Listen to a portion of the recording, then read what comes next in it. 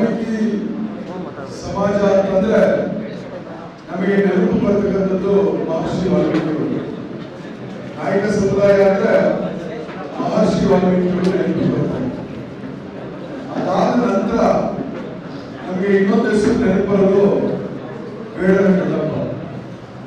ಅದಾದ ನಂತರ ಇನ್ನೊಂದು ಹೆಸರು ನಮಗೆ ನೆನಪು ಬರೋದು ಏಕಲವ್ಯ.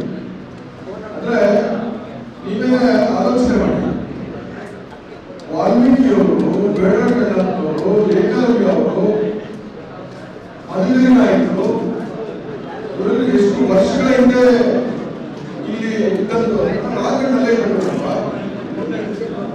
ನೀವು ಬಾಣ ದಯವಿಟ್ಟು ಬೇಡ,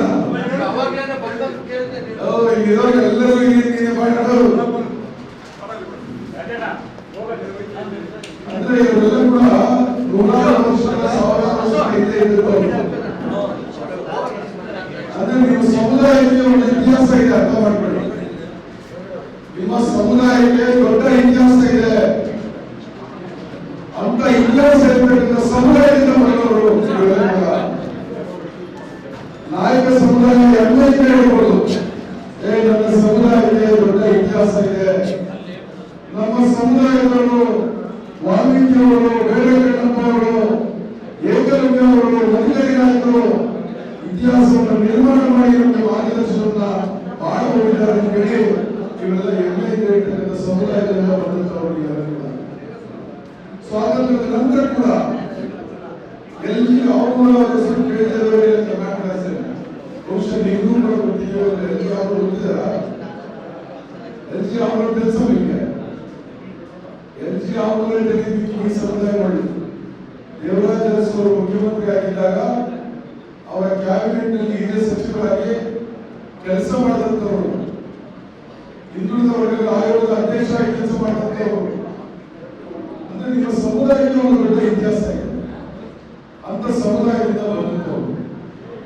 ಇನ್ನೊಂದು ನಿಮ್ಮ ಸಮುದಾಯದ ಪರ್ಯಾಯ ಏನಂದ್ರೆ, ಪರ್ಯಾಯ ಪದ ಬಳಸುವುದು ಅಂದ್ರೆ, ಶೌರ್ಯಕ್ಕೆ ಹೆಸರಾದಂತವ್ರು ಯಾರಾದ್ರೆ ಅದು ವಾಲ್ಮೀಕಿ ಸಮುದಾಯ, ಬೇಡ ಸಮುದಾಯ, ನಾಯಕ ಸಮುದಾಯ. ವಿಶ್ವಾಸಕ್ಕೆ ಯಾರಾದ್ರೂ ಹೆಸರಾದವರು ಇದ್ರೆ ಅದು ಬೇಡರ ಸಮುದಾಯ. ವಿಶ್ವಾಸಕ್ಕೆ, ಪ್ರೀತಿಗೆ ಬೆಲೆ ಕೊಡತಕ್ಕಂಥ ಸಮುದಾಯ ಅಂದ್ರೆ ಅದು ನಾಯಕ ಸಮುದಾಯ. ನನ್ನ ಸ್ವಂತ ಅನುಭವ ಹೇಳಿ. ಅಲ್ಲಿ ರಮೇಶ್ ಕುಮಾರ್ ಅವರು ವೇದಿಕೆಯಲ್ಲಿ ಮಾತನಾಡ್ತಾ ಇದ್ದಾರೆ. ಅವರು ಬ್ರಾಹ್ಮಣರು, ಹುಟ್ಟು ಬ್ರಾಹ್ಮಣರು. ಅವ್ರು ಮಾತನಾಡುವಾಗ ನೋಡಿದ್ರೆ ಬ್ರಾಹ್ಮಣರ ರೀತಿಯಲ್ಲಿ ಮಾತನಾಡ್ತಿಲ್ಲ.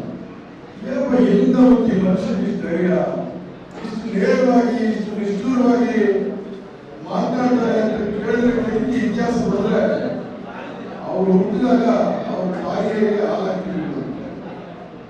ಅವ್ರ ತಾಯಿಗೆ ಹಾಲಾಗಿದ್ದರೆ ಅವ್ರ ಮನೆಯಲ್ಲಿ ಕೆಲಸ ಮಾಡ್ತಿದ್ರೆ ನಾಯಕ ಸಮುದಾಯ ಆ ಕಲಿಯನ್ನ ಆರು ಬೆಳೆದಿದ್ದರಿಂದ ಇವತ್ತು ಈ ರಮೇಶ್ ನಿಮ್ಮ ಸಮುದಾಯ ಶೌರ್ಯಕ್ಕೆ, ಸಾಹಸಕ್ಕೆ ಮತ್ತು ಪ್ರೀತಿಗೆ, ವಿಶ್ವಾಸಕ್ಕೆ ಕೊಟ್ಟ ಮಾತನ್ನು ಕೊಟ್ಬಿಟ್ಟಿದ್ದೀರಿ ಅಂದ್ರೆ ನೀವು ಪ್ರಾಣವನ್ನು ಮಾತಾಡ್ಕೊಂಡಿಲ್ಲ ಅಂತ ಸಮುದಾಯದಿಂದ ಬಂದವರು. ನನ್ನ ಸ್ವಂತ ಅನುಭವ ಕೇಳಿ ನಾನು ಇವತ್ತು ಬಂದು ಭಾಷಣ ಮಾಡ್ತಾ ಇದ್ದೀನಿ. ವಿಧಾನ ಪರಿಷತ್ ಸದಸ್ಯರಾಗಿ 2 ಜನ. ನಾನೊಬ್ಬ ಸಾಮಾನ್ಯ ಕಾರ್ಯಕರ್ತನಾಗಿ ನಾನು ಊರಿಗೆ ಹೋದೆ 1991ರಲ್ಲಿ. ಮದನಹಳ್ಳಿ ಅಂತ ಕೋಲಾರ ತಾಲೂಕು ನಮ್ಮೂರಲ್ಲಿ ಅವತ್ತಿಗೆ ಜನತಾರ ಬಹಳ ದೊಡ್ಡವಾಗಿತ್ತು. ಬೈರೇಗೌಡರು ಶಾಸಕರು. ಅಲ್ಲಿ ಕಾಂಗ್ರೆಸ್ ಕಟ್ಟಬೇಕಾದ್ರೆ ಅಲ್ಲಿ ಬಹಳಷ್ಟು ಬೆದರಿಕೆ, ಬಹಳಷ್ಟು ನನ್ನ ಮೇಲೆ ದೌರ್ಜನ್ಯ. ಯಾರು ನಮ್ಮ ತಾಯಾರಿಗಲ್ಲ, ಎಲ್ಲ ನಮ್ಮ ತಾಯಾರಿಗೆ ಮಾಡ್ಕೊಂಡ್ಬಂದ್ರೆ ಅವತ್ತು ನಮ್ಮ ಮನೆ ಬಾಗಿಲು ನಿಂತು ದೊಡ್ಡ ತೋರ್ ಹಿಡಿದು ರಾಷ್ಟ್ರಸೂರ ನಮ್ಮ ಊರಲ್ಲಿ ನಾಯಕ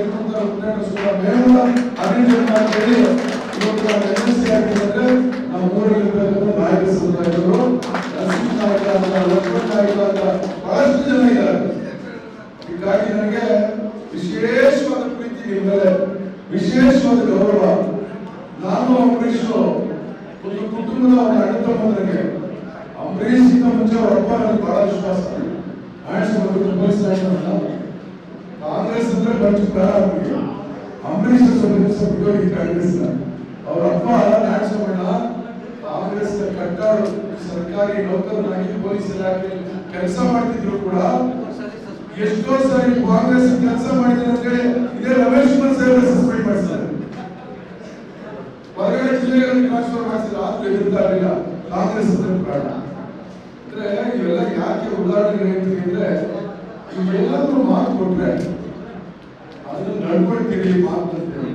ನಾನು ಅಂಬರೀಷ್ಗೆ ಇಷ್ಟು ಜನ ಸೇರಿದ್ದಾರೆ, ನಾನು ಕೇಳಿದೆ ಏನಪ್ಪ ಅಂಬರೀಷ್ ಇಷ್ಟು ಚೆನ್ನಾಗಿ ಇಷ್ಟು ದೀರ್ಘವಾಗಿ ನಿಮ್ಮನ್ನು ಮಾತಾಡಿದ್ದಾರೆ, ನೀವು ಹೆಚ್ಚಿನ ಸಂಖ್ಯೆಯಲ್ಲಿ ಬಂದು ನಿಮ್ಮ ಮೇಲೆ ಅಪಾರ ವಿಶ್ವಾಸ ಮಾಡಿದ್ದಾರೆ. ಅವ್ರು ಕೇಳಿದ್ರೆ ನನಗೆ ಯಾರು ಎತ್ತೋಗ್ತಾ ಇಲ್ಲ, ಯಾರೇನಾದ್ರು ಇಲ್ಲ ಇಲ್ಲ ನಾವು 40 ರೂಪಾಯಿ ಕೊಟ್ಟಿಲ್ಲ ಅಂಬರೀಷ್, ಇಲ್ಲ ವಾಸ್ತವ ಅಷ್ಟೇ. ಹಾಗಾಗಿ ನೀವೆಲ್ಲ ಕೂಡ ಯಾರು ಕೊಂಡು ತಗೊಂಡಿರೋ ಜನ ಅಲ್ಲ, ಇವೆಲ್ಲ ಇಷ್ಟಪಟ್ಟು ಬಂದಿರೋ ಜನ.